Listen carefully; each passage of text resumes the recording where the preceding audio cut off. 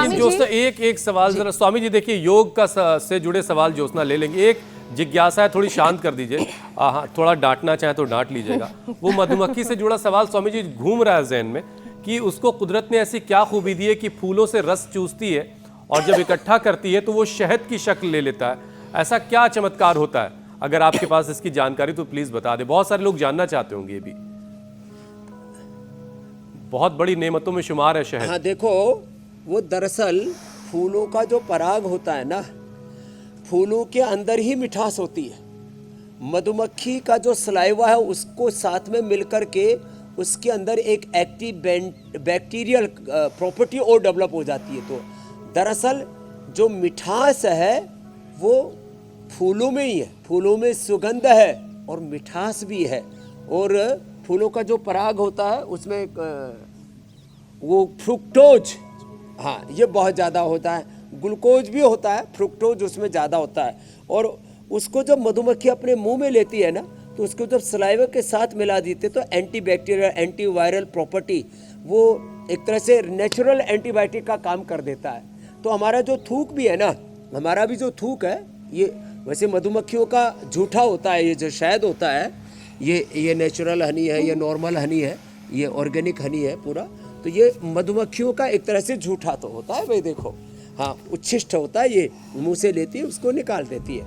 तो हमारे भी जो है जो सलाइवा है मुंह में थूक जो बोलते हैं, इस सलाइवा में, सलाइवा अंग्रेजी में बोलने में, थूक बोलने में थोड़ा वैसे मामला गड़बड़ है। तो जो है कहीं पर भी चोट लग जाती थी तो पहले क्या करते थे, ऐसे चाट लेते थे। आप जानवरों में देखो, जो डॉगी को कहीं चोट लग जाए तो उसको चाट लेता है, उसी से ठीक हो जाता है। ये आंखों के अंदर भी शायद सलाइवा सुबह का लगाने से कुछ फायदा होता है। जी आप बताते हैं ना, सुबह का जो पहला सलाइवा है वो आंखों में लगाओ तो उससे आंखों की परेशानी ठीक होती है। सुबह का सलाइवा और ज्यादा अच्छा होता है। आंखों में सलाइवा लगाओ, हमारे गुरुजी लगाते हैं, 100 साल तक उनकी आंखें अच्छी रही। आंखों में भी सलाइवा लगाते हैं, मुंह में ऐसे ये बीच वाली अंगुली से ऐसे वो। और बूढ़े बुजुर्गों का सलाइवा तो स्वामी जी शायद और फिर मुहासों पे भी बड़ा अच्छा काम करता है। कर लिया, ये नई जानकारी है। स्वामी जी बताएंगे। हाँ एकदम ठीक कह रहे हो आप। आज पूरा विज्ञान आपने खोल करके रख दिया, डांटने की कोई बात नहीं, आप तो बहुत समझदार भाई हो। स्वामी जी मैं अगला विषय ले लेती हूँ। स्वामी जी थायराइड पुरुषों से ज्यादा औरतों में होता है। ले लो। और एक स्टडी ये कहती है कि पुरुषों की तुलना में महिलाओं में थायराइड 10 गुना ज्यादा होता है। स्वामी जी ऐसा क्यों होता है? क्योंकि वो आपकी तरह योग नहीं करती। ये बेरहम है जरा, और बड़ा ये बड़ा कातिल है, बड़ा जाहिल है थायराइड। एक तो ये महिलाओं के ऊपर ज्यादा आक्रमण करता है, पता नहीं कौन से जन्म की का ये बैर होगा जो महिलाओं से ये थायराइड पुरुष बदला लेता है।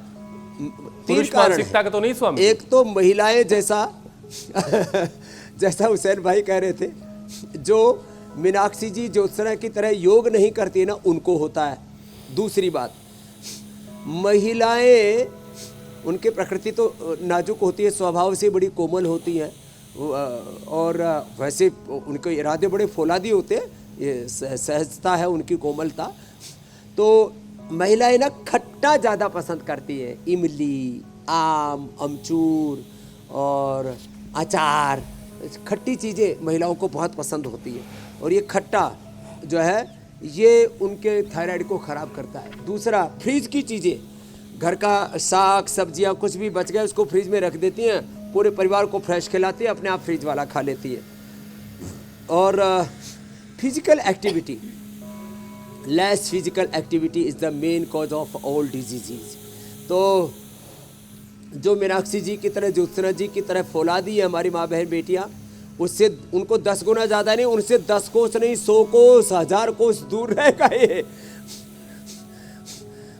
तो महिलाओं को कपालभाति, और हम तो गोमुखासन में भी कपालभाति कर रहे हैं, और एक उज्जाई, ये 5 बार से लेके 5 मिनट तक, और एक ये और ये पॉइंट भी हाथ में भी, और देखो ये पैर में भी, पैर में देखो दोनों पैरों में एक साथ ही दब जाता है ऐसे।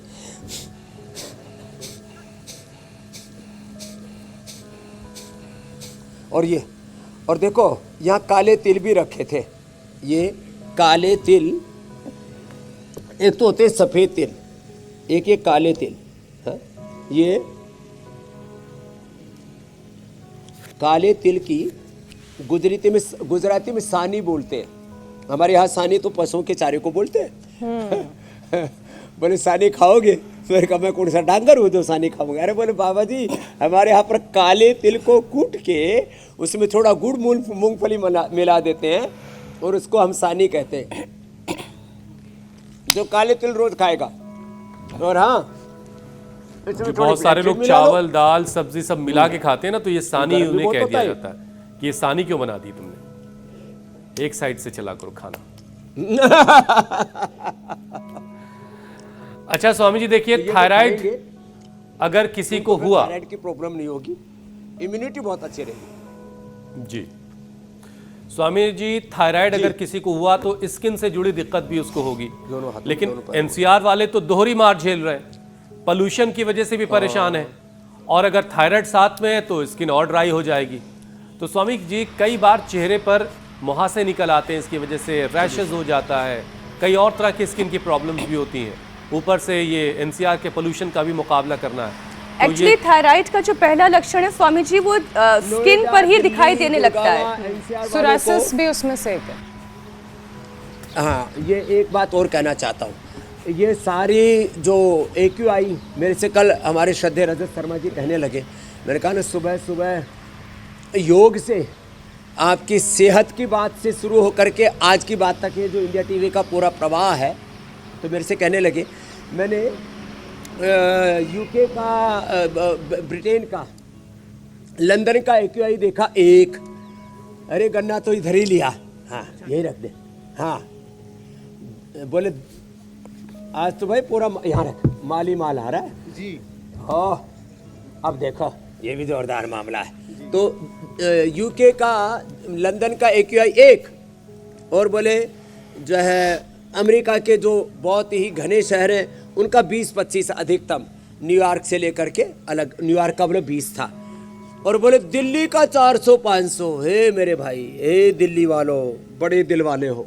तो देखो दिल्ली वालों, नोएडा वालों, आपको की स्किन के ऊपर स्वामी जी अगर आपके सामने स्किन के ऊपर ये पोल्यूशन का अटैक हो रहा है तो एलोवेरा जूस पियो, एलोवेरा जेल लगाओ। तो आप जरा देख लीजिए कि आप जहां बैठे वहां की तस्वीर कैसी है और दिल्ली की तस्वीर कैसी है।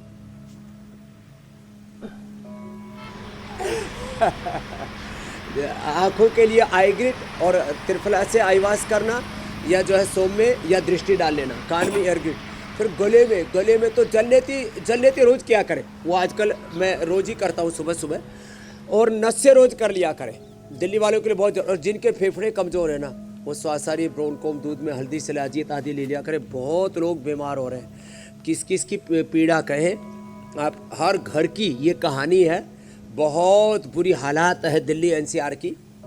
तो हम जो रोज़ बातें बताते हैं इनको सुने भी, और उसके अकॉर्डिंग फिर इसको, आपने बोला इसका पोल्यूशन का असर सच में फेफड़ों के बाद पाचन पर भी बहुत बुरा असर होता है। और जो सुबह सुबह फिर ये जो गन्ना है ना, अरे साहब ये गन्ना जो है, हाँ ये देखो